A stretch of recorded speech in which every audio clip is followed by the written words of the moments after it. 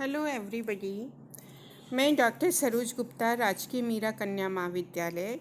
आज आपको third year के पेपर पश्चिमी संसार के टॉपिक फ्रांस की क्रांति में विचारकों के योगदान के बारे में बतलाने जा रही हूँ।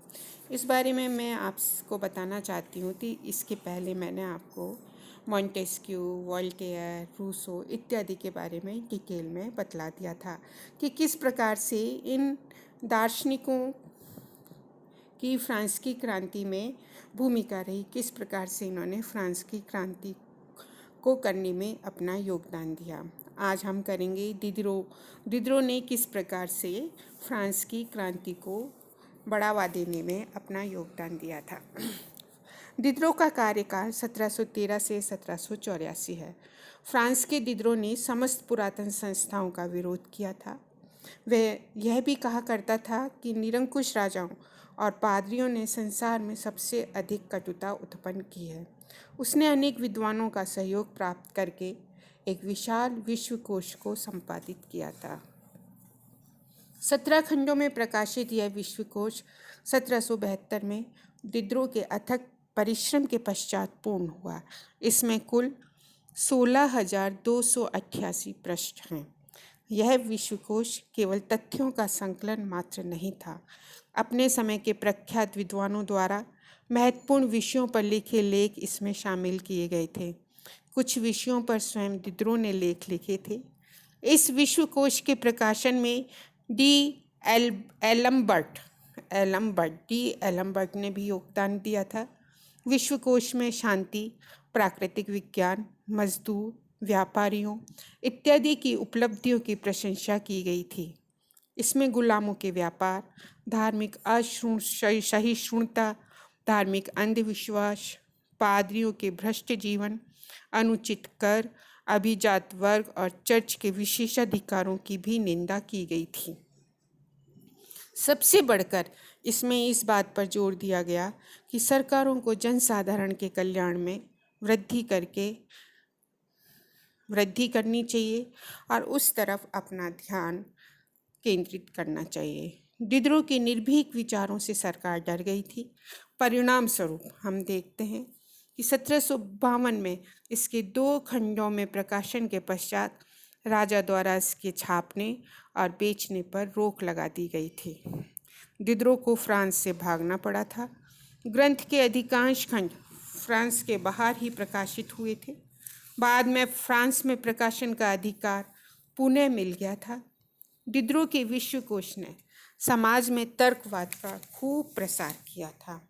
यह विश्वकोश मध्यम वर्गीय लोगों के प्रशिक्षण और परिवर्तन के लिए अनुकूल मानसिकता का निर्माण करने में सहायक सिद्ध हुआ था।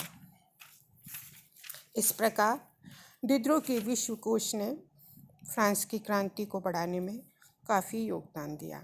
नेक्स्ट हम देखते हैं क्वेसने नाम के एक महान दार्शनिक इस काल में हुए। इनका काल है 1794 से 1774 ईस्वी तक। ये क्वेसने फ्रांस के तत्कालीन भू अर्थशास्त्रियों का नेता था। भू अर्थशास्त्री व्यापार के स्थान पर भूमि और कृषि को ही धन का स्रोत मानते थे। उनके अनुसार व्यापार में केवल स्थान परिवर्तन के कारण वस्तु का मूल्य बढ़ जाता है, परंतु यह धन का उत्पादन नहीं है। वास्तव में धन का मूल स्रोत प्रकृति है, जहाँ से मनुष्य कृषि, मछली, खनिज संपत्ति तथा फलों के माध्यम से धन प्राप्त करता है। उसने मुक्त व्यापार का सिद्धांत प्रतिपादित किया। वह मानता था कि उत्पादन के क्षेत्र में राज्य का हस्तक्षेप नहीं होना चाहिए। उसके मत में कृषक दरिद्र होंगे तो राजा और राज्य भी दरिद्र होगा। उसके अनुसार मध्यम वर्ग ने उसके विचारों को माना, उसका स्वागत किया। उसके बाद उसके अनुयायियों ने भी कृषकों का पक्ष लेकर फ्रांस की गिरती हुई अर्थव्यवस्था या आर्थिक दशा की ओर जनता का ध्यान आकर्षित किया था। तो इस प्रकार हम देखते हैं कि क्वेसने, दिदरो, रूसो, वोल्टेयर, मोंटेस्क्यू आदि विचारकों ने फ्रांस की राज्य क्रांति को करने में काफ़ी महत्वपूर्ण भूमिका निभाई थी। तो इनका क्या योगदान रहा था, इस बारे में हम निष्कर्ष रूप से कह सकते हैं कि दो मत हैं इतिहासकारों की इस बारे में कि इनका क्रांति में क्या योगदान रहा। एक मत के अनुसार बौद्धिक चेतना फ्रांस की राज्य क्रांति की आत्मा थी और क्रांति का श्रेय दार्शनिकों को दिया जा सकता है। वे नेपोलियन के इस कथन को कि यदि रूसो ना हुआ होता तो फ्रांसीसी क्रांति संभव नहीं होती, इस कथन को सत्य मानते हैं। दूसरा मत इस निष्कर्ष को नहीं मानता है। पहले मत के समर्थन में कुछ विद्वानों के मत मैं आपको बतला रही हूँ, जैसे कि एक इतिहासकार हुए हैं कैटलबी ने लिखा है, लेखक जनता को प्रेरणा दे रहे थे, उनके असंतोष को व्यक्त कर रहे थे, उसको नेतृत्व और विश्वास दे रहे थे। संसद विहीन देश में विचारक ही राजनीतिज्ञ बन गए थे। इसी प्रकार रॉबर्ट इरिगोंग ने लिखा है, यह निसंदेह कहा जा सकता है कि बुद्धिजीवियों ने क्रांति के स्वरूप को प्रभावित किया था। क्रांति के जो परिणाम निकले उनमें निश्चित रूप से विचारकों की भूमिका अग्रणी रही थी। इसी प्रकार नेक्स्ट हम देखते हैं कि जॉर्ज एलन नामक एक इतिहासकार हुए हैं। उन्होंने लिखा है, फ्रांस की क्रांति होने का कारण वहीं के लोगों का दुख तथा उन पर होने वाले अत्याचार नहीं थे, बल्कि उसका कारण बुद्धिवादी वर्ग के विचार थे। यह वर्ग समाज, राज्य और प्रशासन में व्याप्त असंगतियों को समाप्त करने के लिए कृत संकल्प था। कोपाटकिन विचारक हुए हैं। उन्होंने भी लिखा है कि विचारकों ने कम से कम मनुष्यों के दिमागों में पुराने शासन के पतन की भूमिका तो तैयार कर ही दी थी। इस प्रकार हम देखते हैं कि इन विद्वानों के मत में दार्शनिकों के विचारों ने फ्रांस की राजनीतिक क्रांति को उभारने में एक महत्वपूर्ण भूमिका अदा की थी, किंतु अन्य विद्वानों की राय में फ्रांस में क्रांति के कारणों में दार्शनिकों की भूमिका को आवश्यकता से अधिक महत्व दिया गया है। उनके अनुसार फ्रांस के दार्शनिकों ने क्रांति की कल्पना कभी नहीं की थी। उनका ध्येय राजा की शक्ति पर किसी प्रकार का अंकुश लगाकर प्रशासनिक व्यवस्था में सुधार लाना था, धार्मिक सहिष्णुता का विकास करना था। उनकी रचनाएं तत्कालीन राज दरबारों में भी लोकप्रिय थी। फ्रेडरिक महान और मैरिया थेरेसा वोल्टेयर के प्रशंसक थे।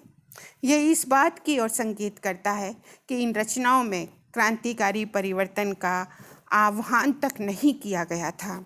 ऐसे विचार व्यक्त करने वाले कुछ इतिहासकार मानते हैं कि फ्रांस की बौद्धिक क्रांति यहाँ की राज्य क्रांति का प्रमुख कारण ना होकर के केवल एक सामान्य कारण थी। तो इस प्रकार जब हम फ्रांस की क्रांति में विचारकों के योगदान की चर्चा करते हैं तो उनके पक्ष और विपक्ष दोनों ही प्रकार के पॉइंट्स हम डिस्कस करते हैं और पता चलता है कि कुछ हद तक विचारक फ्रांसीसी क्रांति को करने में महत्वपूर्ण भूमिका अदा कर रहे थे।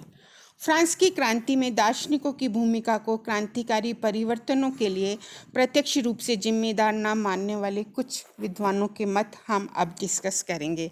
जैसे विद्वान हेजन हुए हैं, उनका कहना है फ्रांस की क्रांति दार्शनिकों के कारण नहीं हुई, वरन राष्ट्रीय जीवन की बुराइयां, परिस्थितियां और सरकार की त्रुटियों के कारण हुई थी। नेक्स्ट डेविड थॉमसन नामक एक इतिहासकार हुए हैं। उन्होंने अपनी पुस्तक में लिखा है, फ्रांस के दार्शनिकों और 1789 में हुई क्रांति के बीच बड़ी दूरी का और परोक्ष संबंध है। उन्होंने क्रांति का उपदेश नहीं दिया। वे लोग किसी ऐसे राजा की सहायता करने के लिए तैयार थे जो उनका संरक्षण करे और उनकी शिक्षा मानने के लिए तैयार रहे। 1789 या 1789 में फ्रांस की जनता को बिना इच्छा क्रांतिकारी बना देने के लिए सबसे बड़ा कारण उस समय की क्रांतिपूर्ण परिस्थितियां थीं और इस परिस्थिति को लाने में दार्शनिक सिद्धांत का कोई महत्वपूर्ण योगदान नहीं था, ऐसा डेविड थॉमसन नामक इतिहासकार का मानना है। अंत में हम कह सकते हैं कि फ्रांस की राज्य क्रांति में दार्शनिकों की भूमिका पर दो विपरीत मत पाए जाते हैं।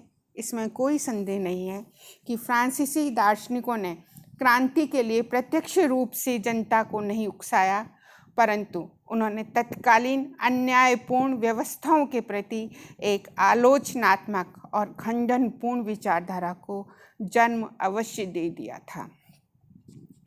मध्यम वर्ग के सदस्य उनसे प्रभावित हुए। वास्तव में उन्होंने आवश्यकता पड़ने पर प्राचीन व्यवस्था को गिराने के लिए जनता को तैयार किया। क्रांति में दार्शनिकों के योगदान पर विवाद बना रह सकता है, किंतु यह मानना पड़ेगा कि उन्होंने क्रांति की पूर्व सूचना अवश्य दे दी थी। इन दार्शनिकों ने अधिकांश लोगों में ये धारणा पैदा कर दी थी कि फ्रांस में जो भी कुछ है वह अपर्याप्त है और त्रुटिपूर्ण है। उन्होंने परिवर्तन की बात बड़े प्रभावशाली ढंग से कही थी। क्रांति से उनका प्रत्यक्ष संबंध न होते हुए भी यह कहा जा सकता है कि उन्होंने मनुष्य के दिमाग में पुराने शासन के पतन की भूमिका तैयार कर दी थी। इस संबंध में शतोक्रिया का यह कथन उपयुक्त है कि फ्रांसीसी क्रांति बौद्धिक आंदोलन एवं भौतिक दुखों के सम्मिश्रण से उत्पन्न हुई थी। बौद्धिक आंदोलन द्वारा ही भौतिक दुखों का भीषण विरोध किया गया था। Thank you very much.